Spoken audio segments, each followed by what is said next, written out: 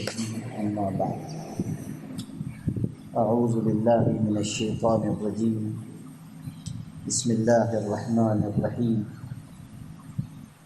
يا أيها الذين آمنوا اتقوا الله وكونوا مع الصادقين صدق الله العظيم۔ قابل احترام بھائیوں اور بزرگوں، یہ ہم سب کے لیے سعادت اور برکت کی بات ہے کہ ہم اس وقت اولیاء کرام کی سرزمین خلد آباد میں ہیں۔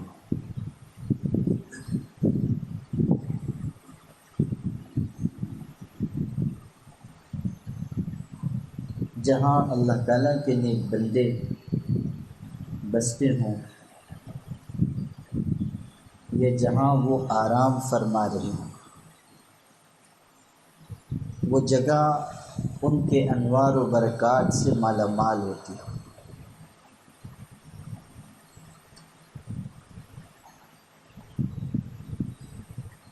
اور اللہ والوں کی توجہ اور ان کی گاہ انسان کے لیے بڑی قیمتی چیز ہے۔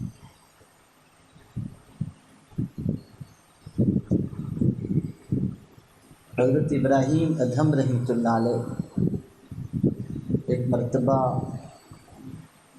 راستے سے گزر رہے تھے۔ انہوں نے دیکھا کہ ایک شرابی جوان راستے کے کنارے شراب کے نشے میں مدہوش پڑا ہوا ہے اور اس کو قید بھی ہو گئی ہے، کپڑے بھی اس کے گندے ہیں، چہرہ بھی اس کا خراب ہے اور کوئی ہوش اس کو نہیں۔ اب ہم آپ ہوتے اللہ اور استغفار پڑھ کے گزر جاتے، یا دو چار جملے اس پر بطور تبصرہ کہہ دیتے کہ بہت برا ہے، بدکار ہے، شرابی ہے۔ لیکن جو اللہ تعالیٰ کے نیک بندے ہوتے ہیں، ان کے دل عجیب و غریب ہوتے ہیں۔ جو بنے ہوئے دل ہوتے ہیں ان کی دنیا عجیب ہوتی ہے۔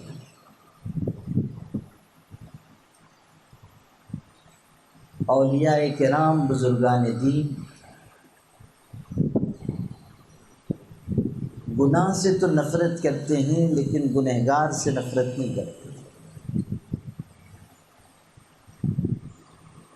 اور وہ اپنے دشمنوں تک کو معاف کر دینے کا حوصلہ رکھتے ہیں۔ جس سرزمین پر ہم آپ ہیں، یہاں حضرت نظام الدین اولیاء رحمۃ اللہ علیہ کے خلفاء تشریف لائے، ان کے فیض یافتگان تشریف لائے۔ یہ یہاں مسجد میں 4 قبریں ہیں۔ عام طریقے پر لوگ یہ خیال کرتے ہیں کہ قریب قریب میں کچھ لوگ رہے ہوں گے، انتقال ہوا یہاں دفنا دیے گئے، حالانکہ یہ چاروں بزرگ جو یہاں آرام کر رہے ہیں، یہ حضرت نظام الدین اولیاء رحمۃ اللہ علیہ کے خاص مریدوں میں سے اور بہت بڑے عالم اور بزرگ تھے۔ اور ان میں سے ایک کے بارے میں یہ ہے کہ وہ اتنے بڑے عالم تھے کہ حضرت سلطان المشائخ کے بعض خلفاء نے ان کے پاس درس لیا تھا۔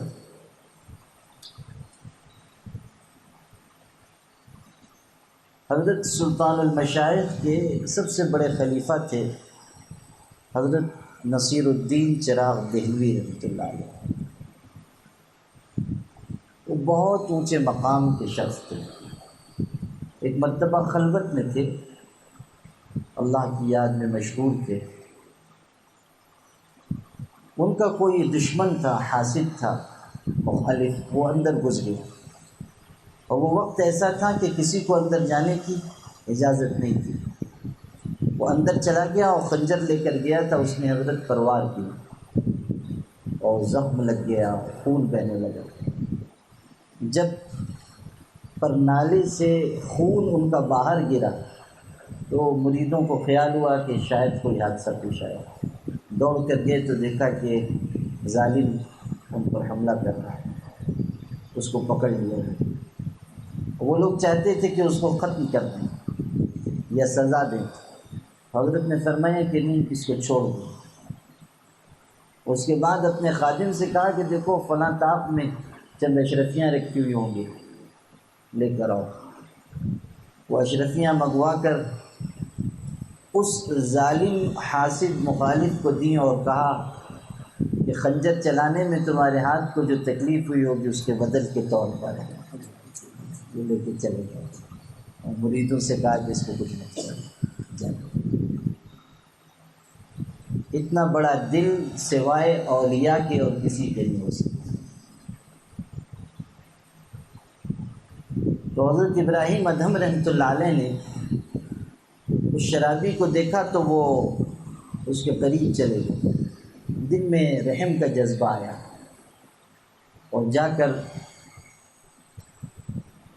انہوں نے کہیں سے پانی لیا، اس کا چہرہ صاف کیا، کپڑے صاف کیے،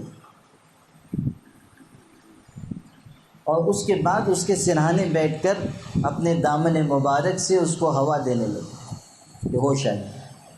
وہ ایسا ظالم سیاہ کار شخص ہے اور یہ اتنے بڑے انسان اور بیٹھ کر اس کو اپنے دامن سے ہوا دیتے۔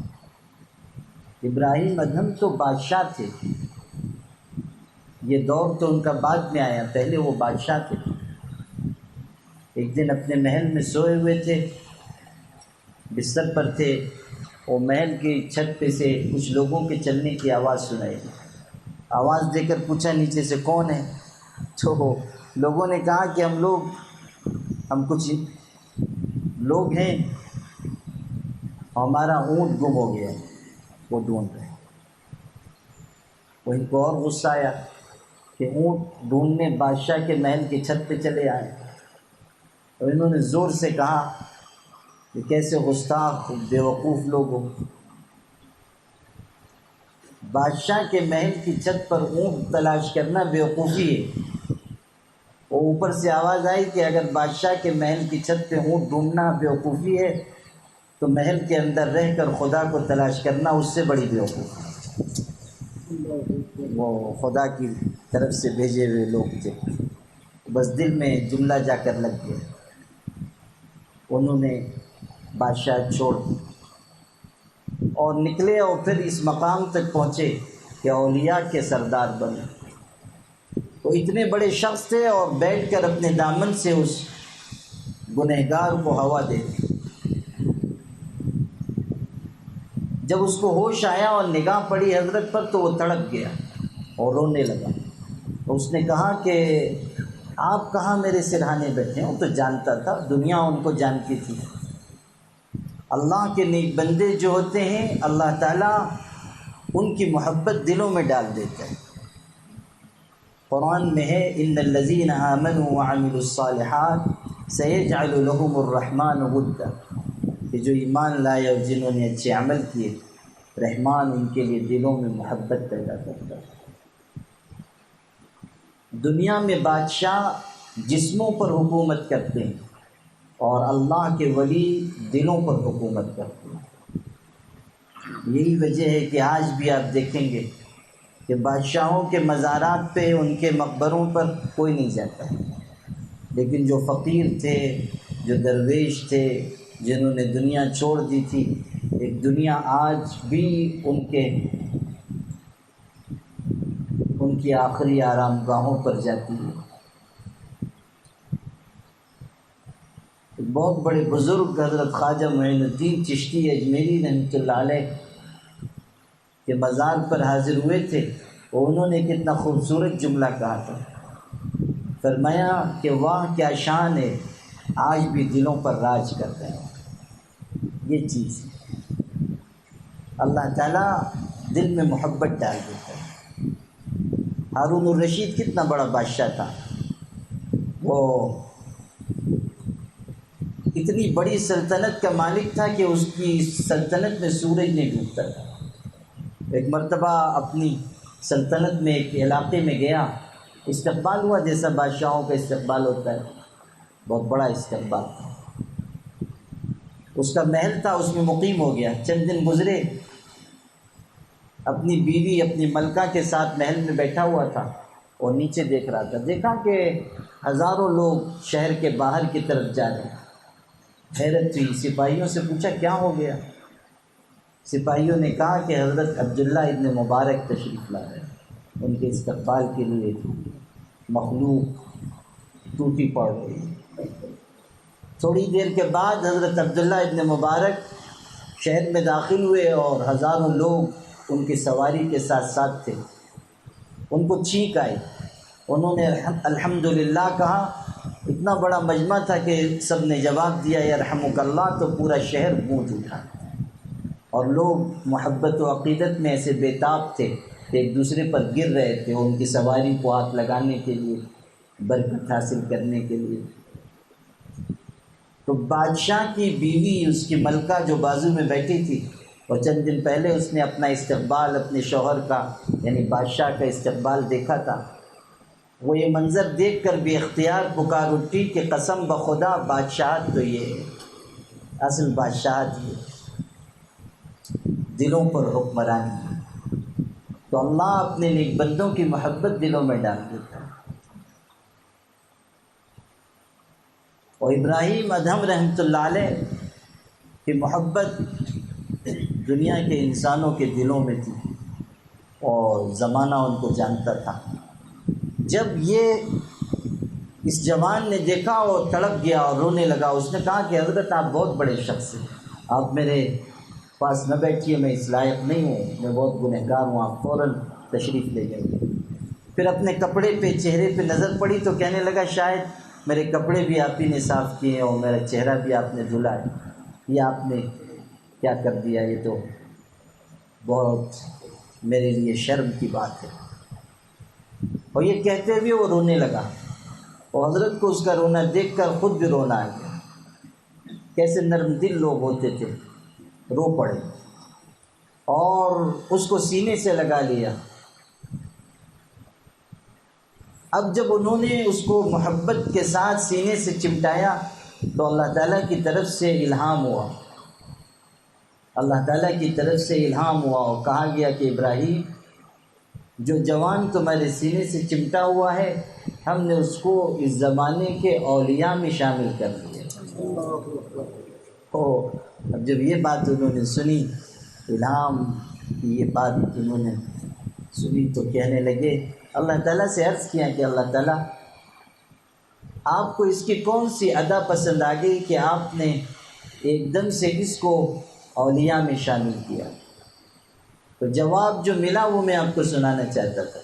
ارشاد ہوا کہ غسلت وجهه لأجلی فغسلت قلبه لأجلی، کہ ابراہیم، تو نے اس گنہگار بدکار شرابی انسان کا چہرہ ہماری محبت میں صاف کیا۔ جب تو نے ہماری محبت میں اس کا چہرہ صاف کیا تو تیری محبت میں ہم نے اس کا دل صاف کر دیا اور اس کو اولیاء میں شامل کر دیا۔ لا الہ الا اللہ۔ اقبال نے اسی لیے کہا تھا، کون اندازہ کر سکتا ہے اس کے زور بازو کا، نگاہ مرد مومن سے بدل جاتی ہے تقدیریں، نگاہ مرد مومن سے بدل جاتی ہیں تقدیریں۔ اور یہ بھی فرمایا کہ خیرت کے پاس خبر کے سوا کچھ بھی نہیں، خیرت کے پاس یعنی عقل کے پاس، خیرت کے پاس خبر کے سوا کچھ بھی نہیں، تیرا علاج نظر کے سوا کچھ بھی نہیں۔ یعنی انسان بنے گا کسی نیک انسان کی نگاہ کی وجہ سے، کسی ولی کامل کی محبت کی وجہ سے۔ جب ان کی نگاہ محبت بھری ہم پر آپ پر پڑے گی تب دل کی دنیا بدلے گی۔ شاہ ابو المعالی تھے، بہت بڑے بزرگ اللہ والے، اور ہزاروں ان کے مریدین تھے۔ ان کے مریدوں میں ایک بے پڑھے لکھے شخص بھی تھے، ان کا نام شاہ بھیک رحمۃ اللہ علیہ تھا۔ وہ چونکہ زیادہ پڑھے لکھے نہیں تھے اور ذکر اذکار میں لگے رہتے تھے اور بس حضرت کی خدمت کرتے تھے، حضرت کے گھر کے کام کاج کرتے تھے۔ وہ مٹی کا گھر تھا اور بارش میں جب ٹپکنے لگتا تو یہی اوپر چڑھتے تھے، مٹی لگاتے تھے۔ ایک مرتبہ کوئی غلطی ہو گئی، شیخ بہت ناراض ہوئے اور کہا کہ تم ہماری نگاہ کے سامنے سے چلے جاؤ اور ہم سے بات چیت نہیں کرنا اور دکھائی بھی مت دینا۔ وہ بیچارے جنگل میں چلے گئے اور روتے تھے، شیخ کی محبت میں اپنی غلطی پر توبہ کرتے تھے۔ کچھ عرصہ اسی طرح گزر گیا، بارش کا زمانہ آیا اور چھٹ ٹپکنے لگی، تو ان کی اہلیہ نے کہا، شاہ ابو المعالی کی، وہ تھے تو پیر لیکن بیوی تو پیر کی بھی پیر ہوا کرتی ہے، وہ خطرناک مخلوق ہے۔ وہ ہے نا قصہ کہ کسی گاؤں میں کوئی شخص آئے، مسجد میں قیام کر لیے اور بڑی عبادت ذکر و تلاوت میں لگے رہتے تھے۔ بہت دن تک لوگوں نے دیکھا تو دل میں محبت پیدا ہو گئی اور خیال کیا کہ یہ کوئی بزرگ ہے۔ تو ایک دن گاؤں کے لوگ جمع ہوئے اور آ کے کہا کہ حضرت آپ کی عبادت ریاضت دیکھ کے ہم لوگ بڑے خوش ہیں اور اسی لیے آپ سے آپ کے پیر کا نام جاننا چاہتے ہیں۔ تو انہوں نے کہا کہ اس وقت جو ہے میں باوضو نہیں اور بغیر وضو کے میں پیر صاحب کا نام نہیں لے سکتا، تو ذرا وضو کر لینے دو۔ انہوں نے وضو کیا، اس کے بعد تسبیح ہاتھ میں لی اور بڑے ادب سے کہا کہ سچ پوچھو تو ہماری پیر تو ہماری بیوی ہے۔ وہ گاؤں والے تو سیدھے سادے ہوتے ہیں، انہوں نے خوش ہو کے کہا کہ یوں کیوں نہیں کہہ رہے ہیں کہ ہمارے پیر بھائی ہیں، یعنی آپ تو ہمارے پیر بھائی نکلے کہ ہماری بیعت بھی گھر ہی میں ہے۔ تو یہ جو ان کی اہلیہ تھی شاہ ابو المعالی کی، انہوں نے کہہ دیا کہ گھر کی چھت ٹپک رہی ہے اور آپ تو بنائیں گے نہیں۔ تو ایک بیچارہ تھا وہ بنا دیا کرتا تھا، اس کو بھی آپ نے غصے میں ڈانٹ ڈپٹ کے بھگا دیا۔ اور حضرت نے کہا کہ میں نے اس کو کہا ہے میری نگاہ کے سامنے نہ آنا، تم کو کام کروانا ہے تو بلوا کے کام کروا لو۔ چنانچہ اہلیہ نے پیغام دلوایا، آ جائیں۔ وہ تو بیچارے محبت میں بالکل لبریز تھے، بھاگے دوڑے آئے اور گھر کی چھت پر چڑھ گئے اور چھت کی مرمت کر دی۔ حضرت نیچے بیٹھے ہوئے تھے، ان کے پیر شاہ ابو المعالی۔ اچانک انہوں نے کچھ دل میں خیال آیا اور آواز دی، انہوں نے کہا شاہ بھیک۔ بس جیسے ہی انہوں نے پکارا، وہ شیخ کی آواز سن کے ایسی مسرت اور خوشی ہوئی کہ وہ سیڑھیوں سے اتر کے نہیں آئے، اوپر سے نیچے کود گئے، صحن میں کود گئے۔ شاہ ابو المعالی نے جو یہ محبت دیکھی اور ان کے دل میں کشش پیدا ہوئی اور انہوں نے آگے بڑھ کر اپنے مرید کو سینے سے لگایا اور کوئی خاص توجہ دی، اور جو سینے سے چمٹایا تو جو نسبت ان کے سینے میں تھی وہ شاہ بھیک کے سینے میں منتقل ہو گئی۔ چنانچہ جب شاہ ابو المعالی کا انتقال ہوا تو ان کی مسند پر شاہ بھیک بیٹھے، حالانکہ وہ بے پڑھے لکھے انسان تھے، لیکن نسبت کی یہ نعمت محبت و خدمت شیخ کی باعث اور نگاہ مرشد کے طفیل ان کو نصیب ہوئی یہ چیز۔ تو اولیاء کرام کی نسبت اور اللہ کے نیک بندوں کی نگاہ محبت بڑی قیمتی چیز ہے۔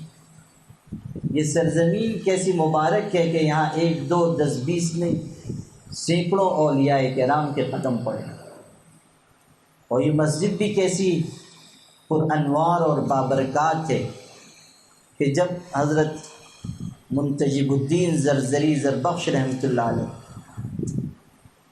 یہاں تشریف لائے تھے اور ان کے ساتھ 700 اولیاء کرام تھے، تو سب سے پہلے انہوں نے اسی مقام پر نماز ادا فرمائی، اسی جگہ۔ اس وقت تو مسجد نہیں تھی، پھر جب ان کا قیام یہاں قریب میں ہو گیا تو مسجد کی ضرورت محسوس ہوئی، تو اس مسجد کو ان حضرات نے اپنے ہاتھوں سے تعمیر کیا تھا، مزدوروں کی جگہ انہوں نے تعمیر کی۔ اور حضرت زرزری زربخش رحمۃ اللہ علیہ یہاں نماز کے لیے تشریف لاتے تھے۔ اور ظاہر ہے کہ جب وہ آتے ہوں گے تو وہ اپنے مریدین کے ساتھ اور اولیاء کرام کے ساتھ تشریف لاتے ہوں گے۔ اللہ کے ہاں انہیں ایسی محبوبیت حاصل تھی کہ تہجد کے وقت انہیں مال و زر کی اشرفیوں کی 2 تھیلیاں دی جاتی تھیں جن کو وہ تقسیم کیا کرتے تھے، اسی لیے ان کو زرزری زربخش کہا جاتا ہے۔ پھر جب وہ فوت ہو گئے، اللہ تعالیٰ کی بارگاہ میں حاضر ہو گئے، تو ان کے چھوٹے بھائی حضرت برہان الدین غریب رحمۃ اللہ علیہ کو حضرت نظام الدین اولیاء رحمۃ اللہ علیہ نے بھیجا، اور وہ بھی 700 اولیاء کے ساتھ آئے۔ ہوا یہ تھا کہ حضرت برہان الدین سے جب کہا حضرت سلطان المشائخ کی، اور قوت کشف کیسی تھی حضرت سلطان المشائخ کی، کیسا مکاشفہ تھا۔ حضرت زرزری زربخش یہاں تھے اور حضرت دہلی میں تھے۔ ایک دن برہان الدین غریب رحمۃ اللہ علیہ حضرت کو وضو کرا رہے تھے،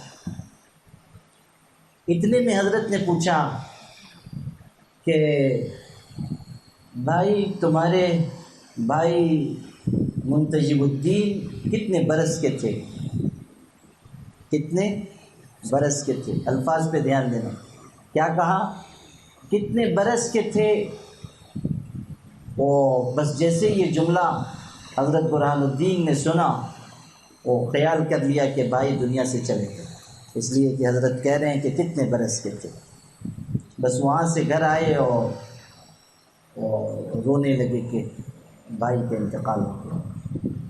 ادھر ان کا وصال ہوا ہے اور ادھر حضرت سلطان المشائخ نے فرمایا تمہارے بھائی کتنے سال کے تھے۔ اس کے بعد یہ ہوا کہ حضرت برہان الدین سے کہا کہ اب تمہارے بھائی رہے نہیں، اس لیے تم جاؤ۔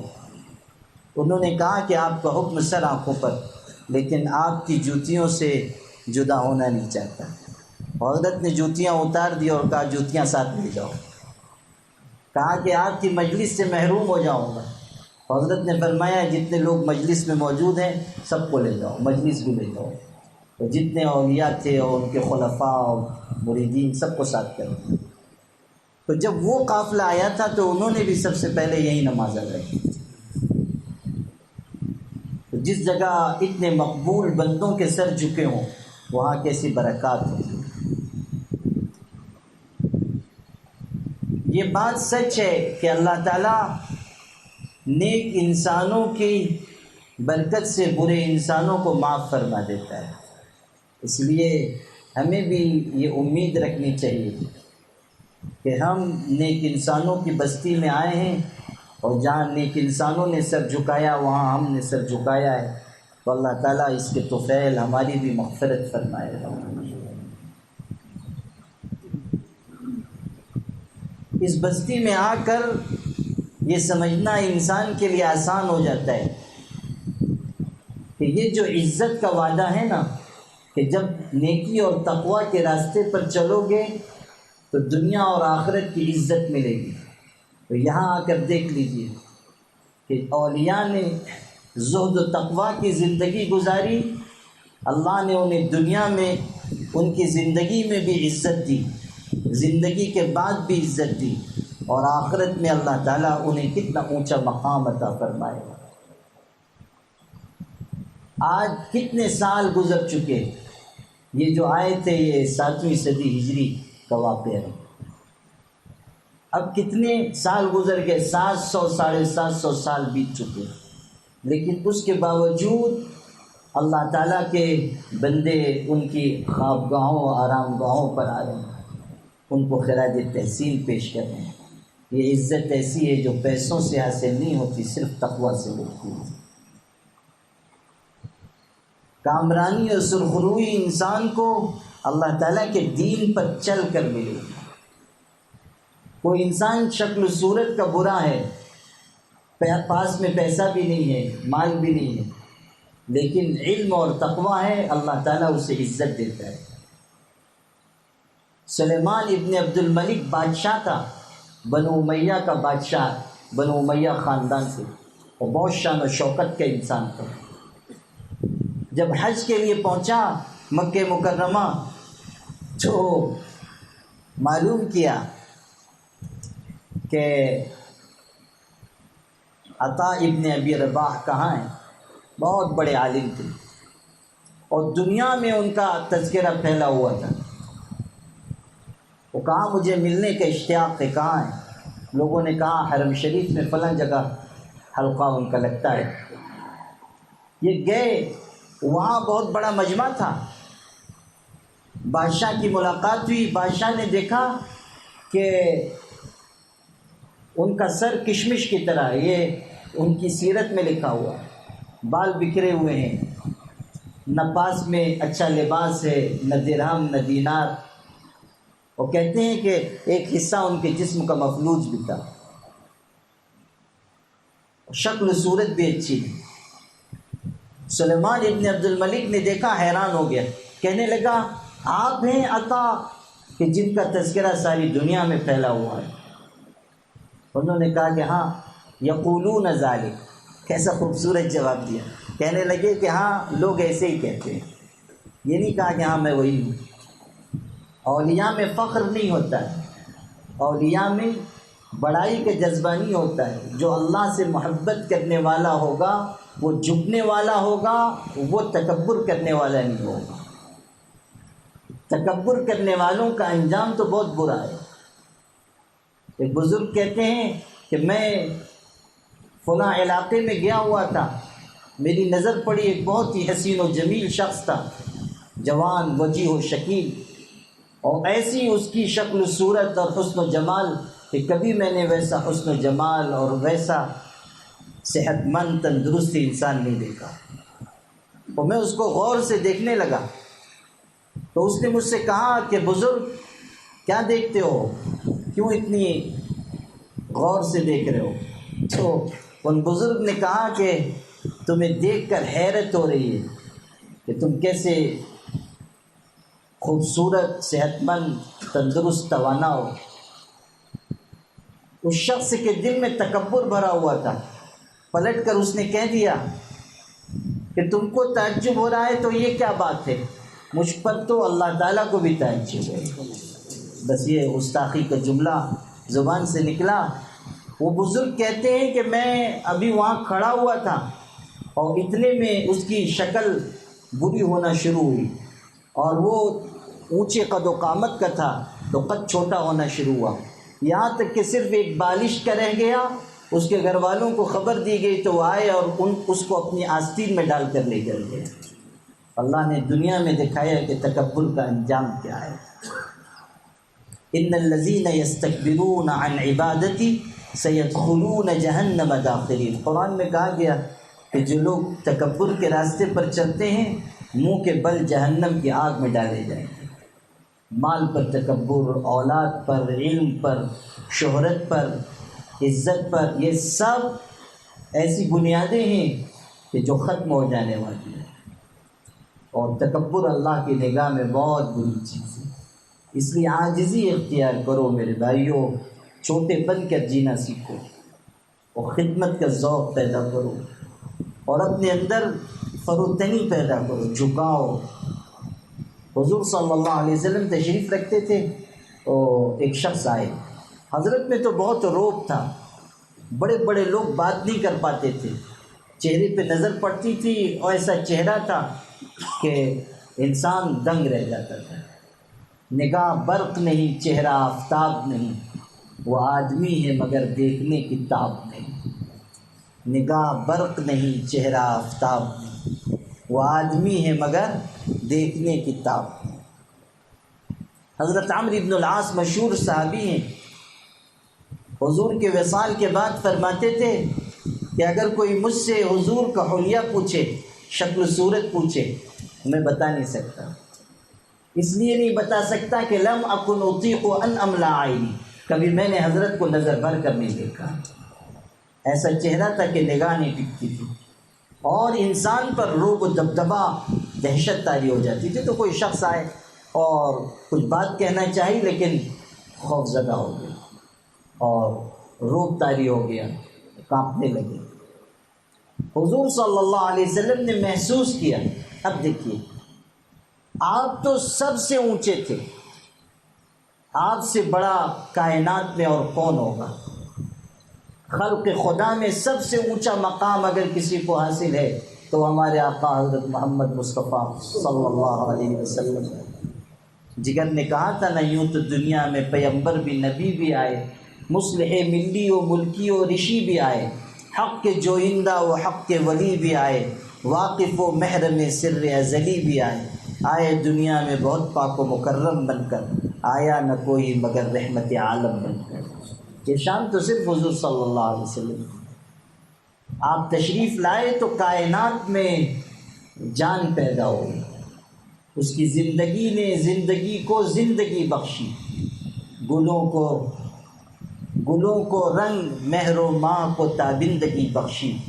اسے شمس الضحیٰ کہیے، اسے بدر الدجا کہیے، اس کی شریعت کا ادب معنی ہے کیا کہیے، اس کی شریعت کا ادب معنی ہے کیا کہیے. لا الہ الا اللہ. تو حضور صلی اللہ علیہ وسلم کی شان ایسی تھی، اور آپ تو سب سے اونچے مقام پر ہیں. قرآن میں قسم کھائی جا رہی لعمرک انہم لفی سکرتہم یعمہون. اے پیغمبر، آپ کی زندگی کی قسم، پورے قرآن میں سورہ فاتحہ سے والناس تک کسی انسان کی زندگی کی قسم نہیں ہے. قسم کھائی گئی تو صرف حضرت کی زندگی کی، اور بتا دیا گیا کہ ایک ہی زندگی ایسی ہے جس سے ساری زندگیاں جڑی ہوئی ہیں، اور وہ ہمارے محبوب کی زندگی ہے. ایک ہی زندگی. تو حضرت صلی اللہ علیہ وسلم نے محسوس فرمایا کہ اس پر روب پڑ گیا، بات نہیں کر پا رہے. تو باوجود اس کے کہ آپ اس اونچے مقام پر تھے، آپ نے جو جملہ ارشاد فرمایا وہ کتنا عاجزی بھرا جملہ تھا، وہ میں سنانا چاہتا ہوں. حضرت نے فرمایا مجھ سے نہ ڈرو، جو بات کہنی ہے بے تکلف کہو، مجھ سے نہ ڈرو. میں تو اس قریشی ماں کا بیٹا ہوں جو سوکھا گوشت پانی میں ڈبو کر کھایا کرتی تھی. عاجزی کا اظہار کیا. ایک موقع پر آپ سفر میں تشریف لے گئے اور ذمہ داریاں تقسیم ہو رہی تھیں. کھانا بنایا جائے گا، سب ساتھیوں کو کھلانا ہوگا. تو لوگ ذمہ داری لینے لگے کہ میں بکری ذبح کروں گا، میں گوشت بنا لوں گا، میں روٹی بنا لوں گا. حضرت صلی اللہ علیہ وسلم نے فرمایا میں لکڑیاں جمع کر کے آگ جلانے کے لیے پیش کروں گا. اور صحابہ نے کہا اللہ کے رسول، آپ کو زحمت کرنے کے لیے، تکلیف کرنے کے لیے کی کوئی ضرورت نہیں ہے، ہم آپ کی طرف سے کافی ہیں، کھانا بن جائے گا. حضرت نے فرمایا انی اکرہ ان امیز بینکم، یہ ٹھیک ہے کہ تم کھانا بنا لو گے، لیکن مجھ کو یہ بات پسند نہیں ہے کہ میں تم میں کسی امتیازی مقام پر رہوں. یہ ٹھیک، یہ مجھے پسند ہے. جب مسجد نبوی بن رہی تھی تو صحابہ پتھر اٹھا اٹھا کر لا رہے تھے، اور حضور صلی اللہ علیہ وسلم بھی اینٹیں اور پتھر اٹھا کر لا رہے تھے. صحابہ نے کہا نکفی المعونۃ یا رسول اللہ، اللہ کے رسول آپ زحمت مت کیجئے، ہم مسجد بنا لیں گے. حضور نے فرمایا جس طرح تم اللہ کے اجر کے محتاج ہو، میں بھی اللہ کے ثواب کو محتاج ہوں. عاجزی کا اظہار. حضور صلی اللہ علیہ وسلم نے سکھایا کہ انسان چھوٹا بن کر رہے. جو چھوٹا بن کر رہے گا اللہ تعالیٰ اس کو اونچا اٹھائے گا، اور جو خود تکبر کرے گا اللہ تعالیٰ اس کو گرا دے گا. حدیث پاک میں ہے کہ قیامت کے دن غرور کرنے والے چیونٹیوں کی حالت میں اٹھائے جائیں گے. اور یہ الفاظ حدیث کے ہیں کہ شکل ان کی انسان کی ہوگی مگر ہیئت چونٹی کی ہوگی، یعنی چھوٹے کر دیے جائیں گے. شکل و صورت انسان کی ہوگی مگر حیت چونٹی کی ہوگی. یہ سزا دی جائے گی کہ دنیا میں تم بڑے بنتے تھے، آج دیکھ لو تمہاری اصل حقیقت کیا ہے. خیر، میں آپ کو آپ سے یہ بات عرض کر رہا تھا کہ انسان کو جو عزت حاصل ہوتی ہے وہ علم اور تقوی کی بنیاد پر۔ سلیمان ابن عبد الملک جیسا بادشاہ ہے، عطا ابن ابی رباح جیسے عالم ہیں، ان سے پوچھتا ہے کہ آپ کی شہرت تو ساری دنیا میں پھیلی ہوئی ہے اور آپ کی حالت یہ ہے، آپ وہی عطا ابن ابی رباح ہیں؟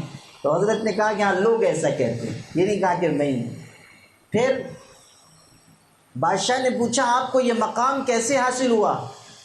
وہ کہنے لگے کہ میں نے 30 سال تک اپنا بستر اٹھا کر رکھ دیا تھا، مسجد حرام میں رہتا تھا اور 30 سال تک میں نے اپنا بستر اٹھا کر رکھ دیا تھا، یعنی محنت کی، اور محنت کرنے کے بعد اس مقام تک پہنچا۔ اللہ کی سنت اس دنیا میں یہ ہے کہ جو محنت کرتا ہے وہ آگے بڑھتا ہے، باتیں بنانے سے کوئی آگے نہیں بڑھتا، دعوے کرنے سے کوئی آگے نہیں بڑھتا۔ یہ حضرت برہان الدین غریب رحمۃ اللہ علیہ یہاں لیٹے ہوئے ہیں، لوگ آتے ہیں محبت عقیدت سے حاضری دیتے ہیں، دلوں پر حکمرانی قائم ہے۔ کیسے؟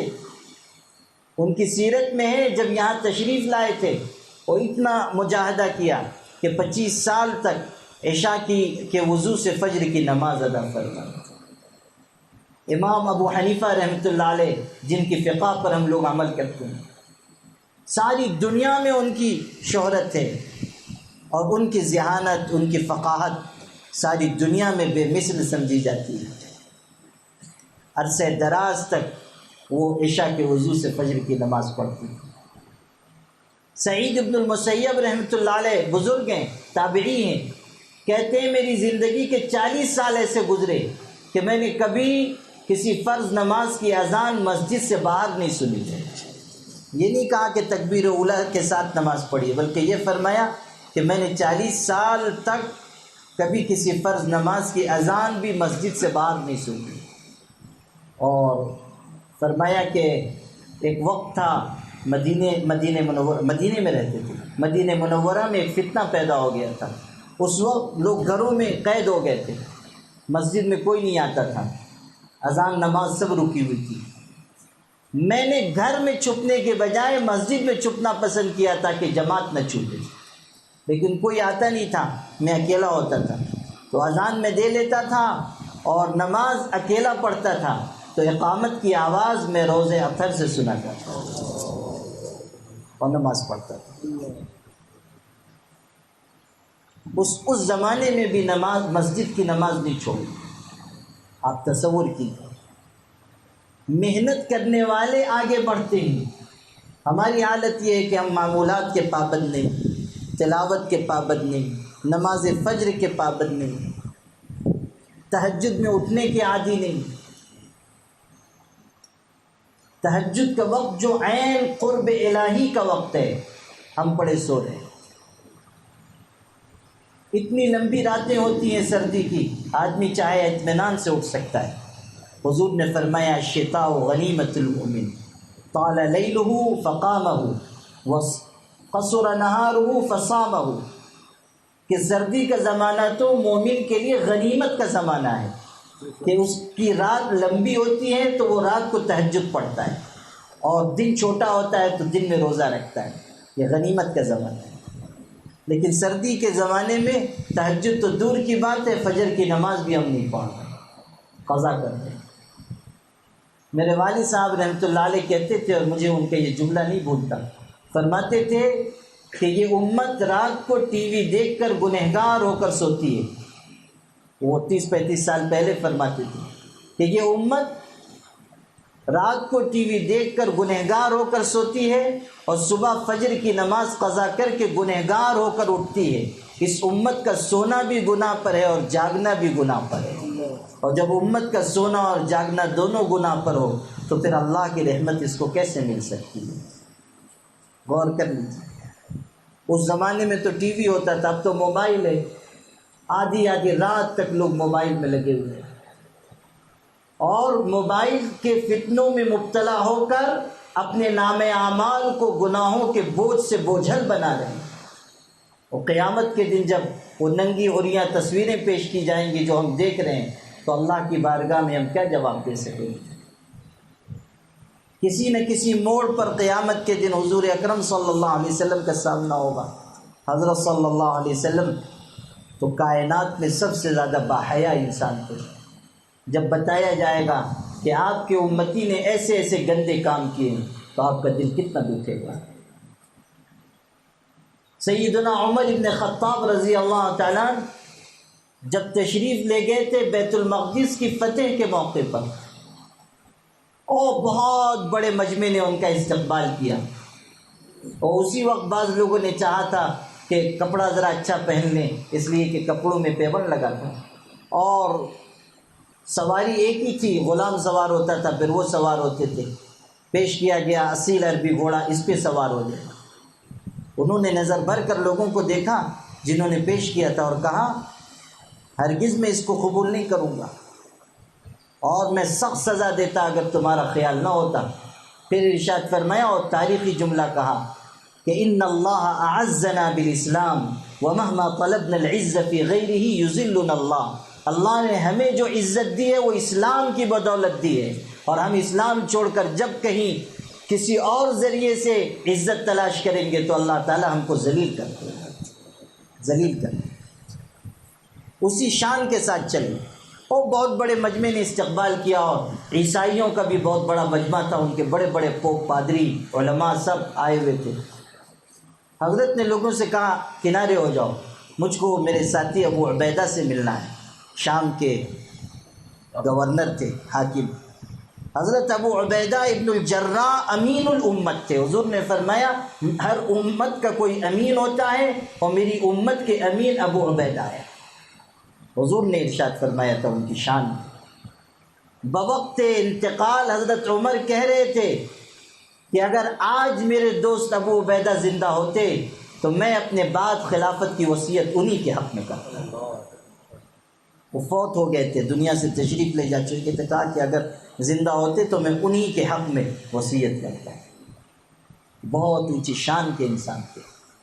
وہ کہا کہ ابو عبیدہ سے ملنا ہے، ہٹ جاؤ۔ حضرت ابو عبیدہ تشریف لائے، اور بس ان کے سینے سے یہ لپٹ گئے عمر ابن خطاب رضی اللہ عنہ، اور رونے لگے، اور ایک جملہ کہا جس کو سن کر ابو عبیدہ ابن الجراح بھی رو پڑے۔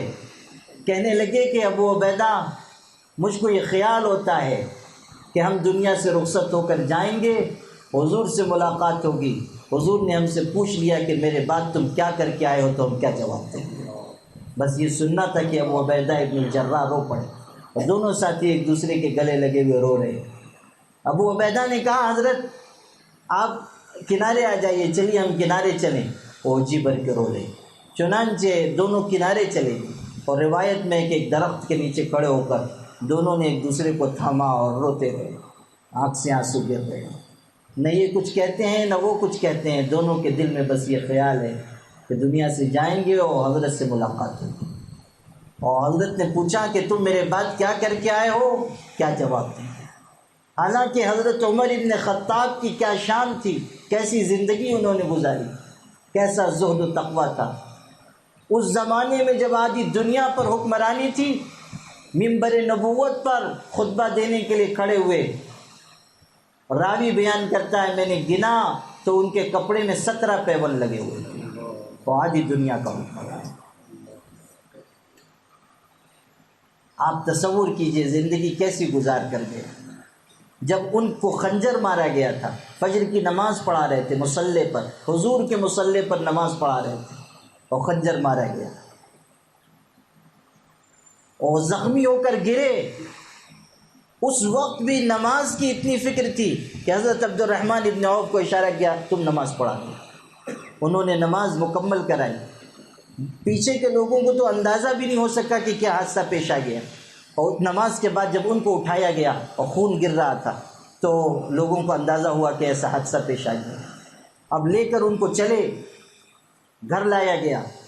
6 وار فیروز مجوسی نے کیے تھے، ابو لولو فیروز مجوسی نام تھا، وہ پیٹ پھٹ گیا تھا، اور جب گھر لا کر دوا پلائی گئی تو ساری دوا پیٹ سے نکل گئی۔ حکیموں نے کہہ دیا، طبیبوں نے کیا، حضرت بچ نہیں سکی، بس تھوڑے وقت کے مہمان ہیں۔ پورے مدینے میں کوہرام مچ گیا، یہ کوئی معمولی بات نہیں تھی، مدینے میں کوہرام مچ گیا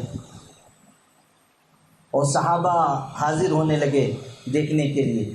سیدنا عبداللہ ابن عباس رضی اللہ عنہ، حضور کے چچا کے بیٹے، اور حضرت کی حالت دیکھی بس رو پڑے، اور اس کے بعد کہا کہ امیر المومنین، آپ کو اللہ نے کیسی شان عطا کی اور کیسا اونچا مقام آپ کو ملا، آپ کے اسلام کے ذریعے دین کو اللہ نے قوت عطا کی، آپ کی خلافت کا زمانہ مسلمانوں کے لیے باعث رحمت ہوا، آپ کی ہجرت مسلمانوں کی طاقت کا سبب ہوئی، حضور دنیا سے تشریف لے گیا، آپ سے راضی تھے، ابو بکر گئے، آپ سے راضی تھے، آپ نے سعادت کی زندگی گزاری، اور اب مقدر دیکھیے کہ شہادت کی موت آپ کو مل رہی ہے۔ تعریف بیان کی، حضور کے چچا کے بیٹے ہیں۔ حضرت عمر نے سنا، کہا کہ ایک دفعہ اور کہو، عبداللہ ایک دفعہ اور کہو جو تم نے کہا۔ انہوں نے دہرایا تو حضرت عمر کہنے لگے، لیتنی انجو کفافا لا لی ولا علیہ، عبداللہ اگر قیامت کے دن میں برابر سرابر بچ جاؤں کہ نہ کوئی نیکی ملے نہ کوئی عذاب ہو، تو میں سمجھوں گا کہ میں کامیاب ہوں۔ یہ ارشاد آخری وقت میں کہہ رہے، لیتنی انجو کفافا لا لی ولا علیہ۔ آخری وقت آیا، اپنے بیٹے سے کہا مجھ کو زمین پر رکھ دو، اور اپنا رخسار مٹی پر ملتے تھے اور کہتے تھے، یا من لا یزول ملکہ ارحم من زال ملکہ، اے وہ ذات جس کی بادشاہت کبھی ختم نہیں ہوگی، اس پر رحم کر جس کی بادشاہت ختم ہو گئی۔ وصیت فرمائی، میں چاہتا ہوں حضور کے ساتھ دفن کیا جاؤں۔ اپنے بیٹے عبداللہ ابن عمر سے کہا، حضور حضرت عائشہ کے حجرے میں ہیں، جاؤ ام المومنین حضرت عائشہ سے اجازت لینا کہ عمر اپنے دو ساتھیوں کے ساتھ دفن ہونا چاہتے ہیں۔ حضرت عبداللہ ابن عمر گئے، ام المومنین حضرت عائشہ رو رہی تھی، خبر لگ چکی تھی، جا کر کہا میرے والد سلام کہتے ہیں، اور کہتے ہیں کہ آپ کے حجرے میں وہ دفن ہونا چاہتے ہیں، اس لیے کہ ایک ان کے آقا ہیں اور ایک ان کے دوست ہیں، ان کے ساتھ دفن ہونا چاہتے ہیں، اگر آپ کی اجازت ہو تو تدفین ہوگی۔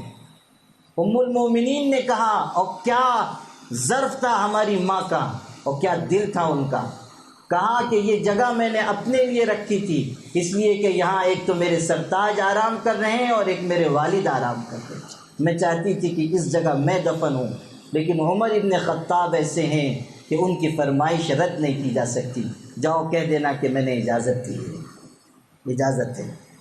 یہ گئے، جا کر خوشخبری سنائی کہ ام المومنین نے اجازت دی۔ کہا اب دیکھیے احتیاط، کہا بیٹے میرا انتقال ہو جائے گا، جنازہ تیار کر لینا اور جنازہ لے جانا حضور کی قبر اطہر کے پاس، اس وقت پھر ام المومنین سے اجازت لینا، اگر اجازت دیں تو دفنا دینا ورنہ عام قبرستان میں دفن کر دینا، اس لیے کہ ہو سکتا ہے میری زندگی میں میرے دباؤ کی وجہ سے انہوں نے اجازت دی ہو، انتقال کے بعد وہ بھی باقی نہیں رہے گا۔ یہ احتیاط برتی، خواہش کیسی تھی کہ حضور کے ساتھ دفن ہو، کتنی ان کو تمنا رہی ہوگی، لیکن اس پر دین کو غالب رکھا کہ ام المومنین اگر اجازت دیں گی تو دفن کرنا ورنہ عام قبرستان میں دفنا دینا۔ اس شان کے شخص ہیں، اور کہتے ہیں کہ جب مر کر جائیں گے تو اللہ کے رسول کو کیا جواب دیں گے۔